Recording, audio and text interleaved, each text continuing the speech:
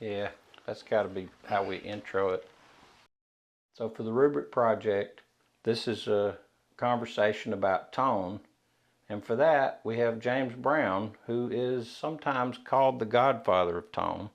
I know who you are, but for somebody who doesn't, who are you and what makes tone important? Well, first of all, I'm your brother. So that's how I got into this gig of getting to do this interview. Right. I cheated my way to the top. Yeah, nepotism. Right. That's fine. But yeah, I've been a musician since I was a kid, and decided that I probably wasn't going to make a living playing guitar, as most people do, you know, in bands and stuff. So I decided to try to find something I could do, you know, more hands-on, involving in the music business. And after quite some time at college, I finally landed a job at Peavey Electronics designing guitar amps, which is like the ultimate, you know, thing to be able to do, to be able to focus on tone and making guitar sounds and making them sound like you want them to. You know, when I was a kid, I remember playing through a Marshall stack the first time and it being a letdown because it was so clean sounding and not very, it just didn't sound like what I expected that was on the record. So to me, you know, without having to use pedals and all that kind of stuff, being able to get a good tone was a big deal, and I couldn't find it in a low enough volume that I could use it, you know. So that was kind of what got me started down this path of trying to find a certain sound, mostly a sound that was in my head, but also sound that other people are looking for too. So when it comes to tone, what are some examples of good tone?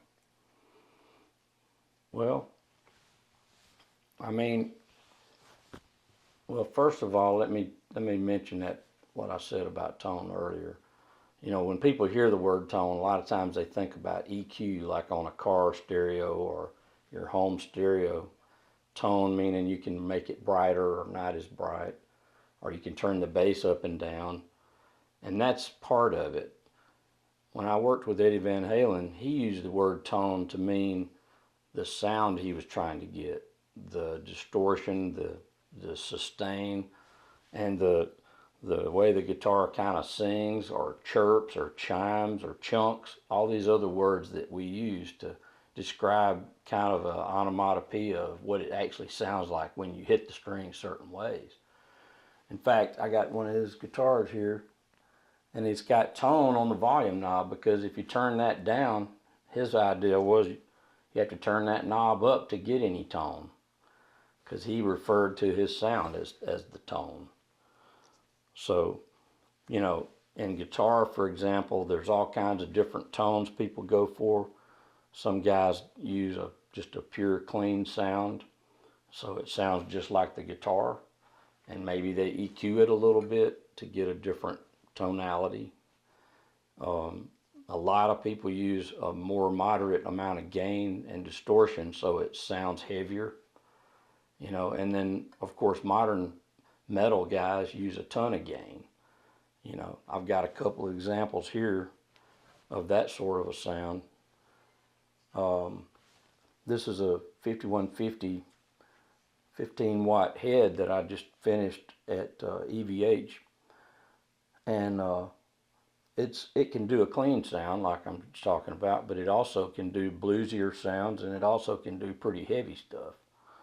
And then I also have a pedal here to kind of demonstrate some of these details.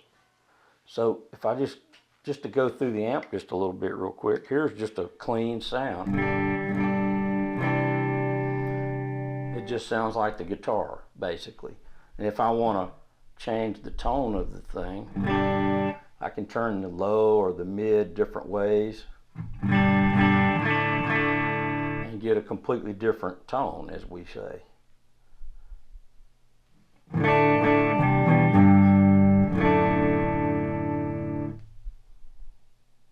Or you can get dramatic things like this,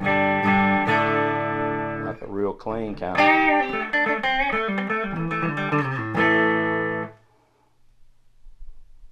Then a lot of guys will use something a little bit dirtier sound, like this.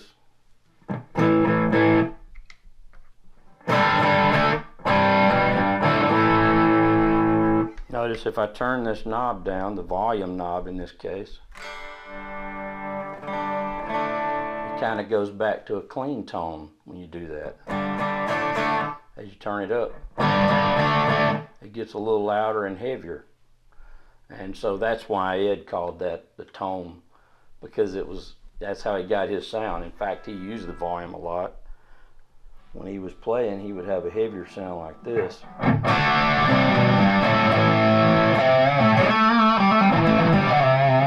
But he would turn the guitar down to get a cleaner kind of spanky sound on some stuff.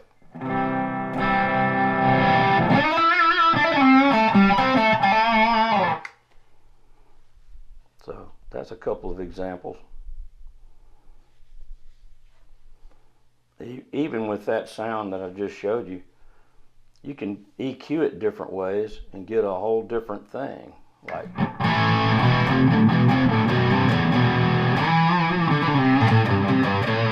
sounds heavier if you take the mid-range out of it some. Put that back in and it'll sound more bluesy.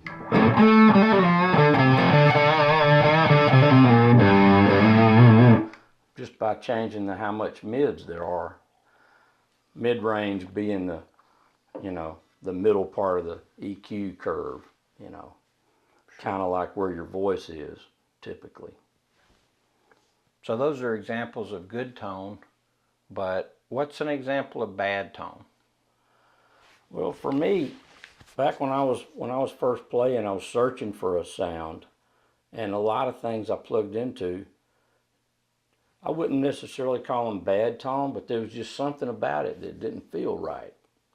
And when I say feel, I mean how the interaction between what you hear and what you feel when you play the notes. It's a circle. You get feedback from the sound back, and then you play it with your hands. And if it doesn't feel like it's connected, it can be that can be a struggle to try to play something like that. It became kind of a search for what is it that makes that bad tone.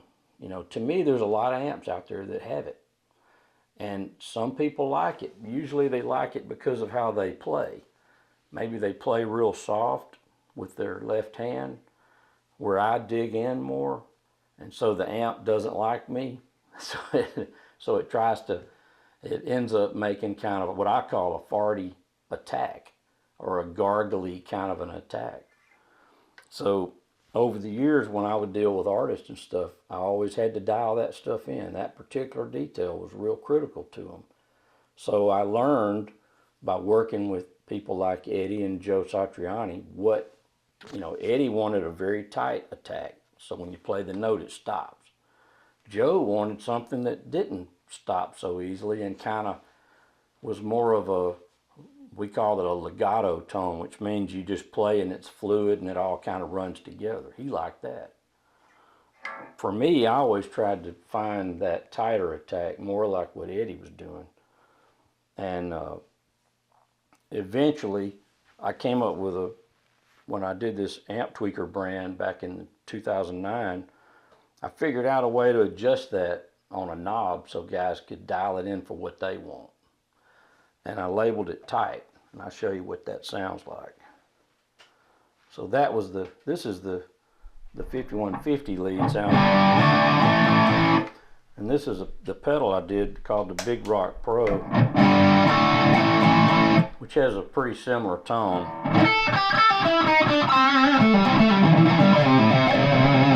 Now watch this. This knob is called tight. If I turn it down low and I palm mute, which means block the string so it stops right after I play it, well, listen to the stuff that happens after I stop playing.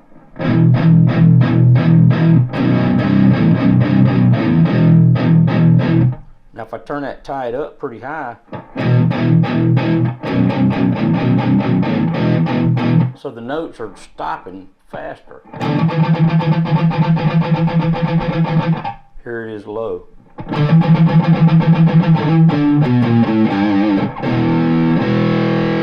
if you have even more gain, it's even more noticeable. Turn it up, you get a more...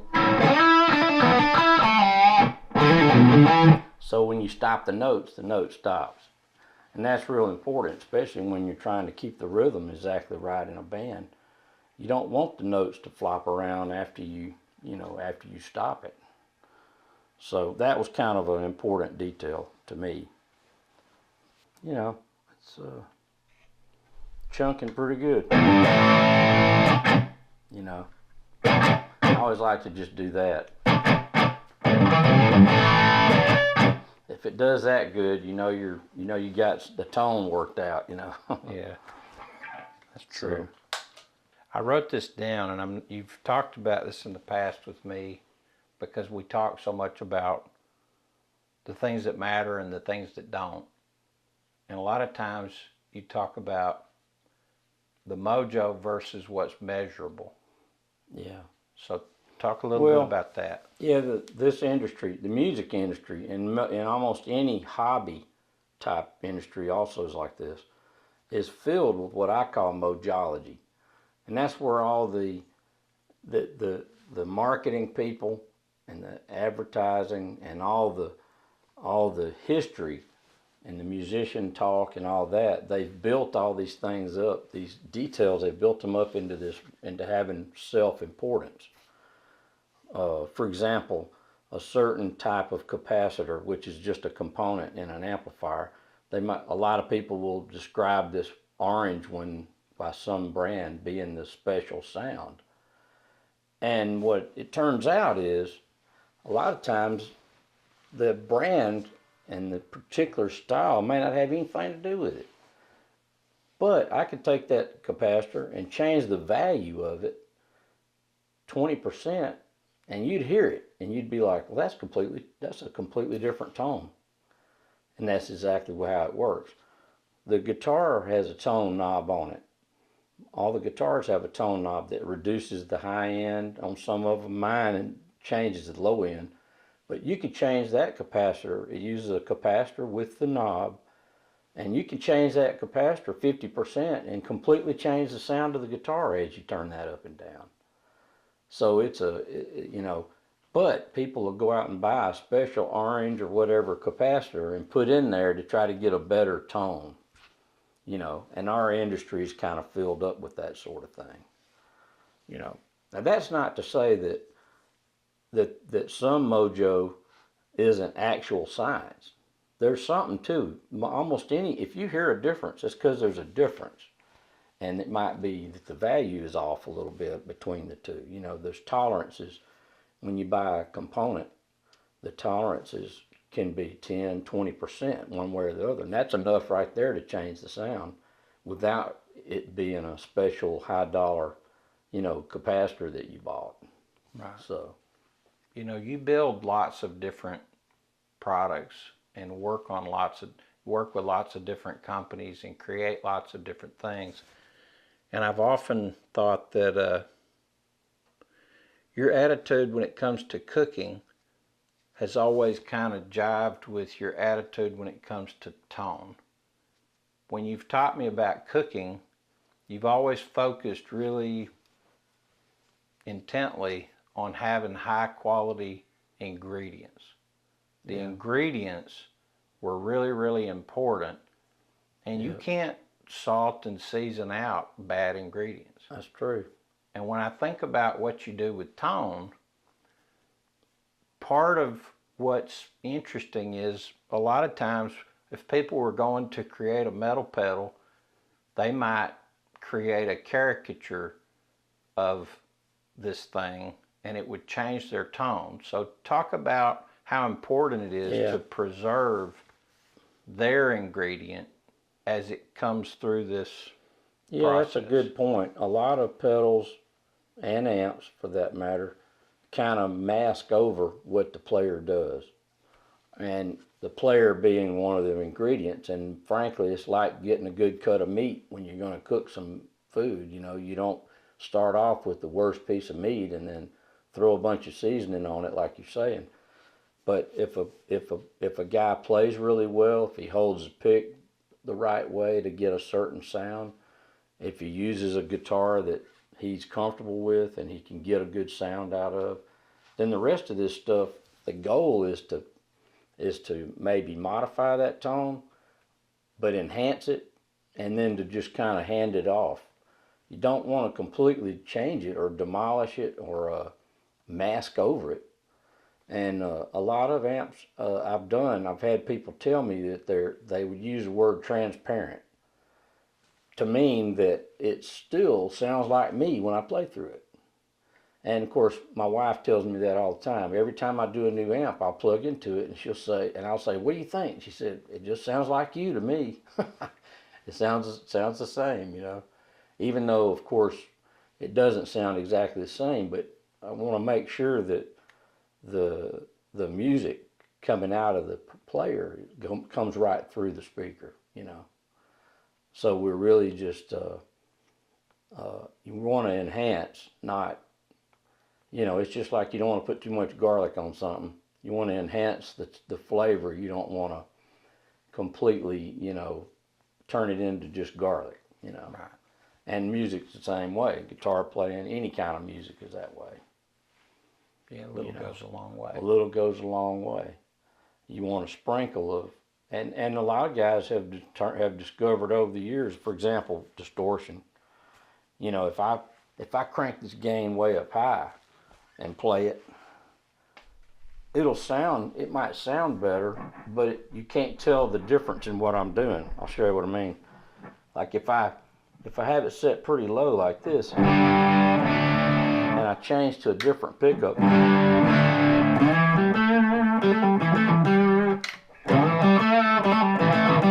it's a different tone. You hear it.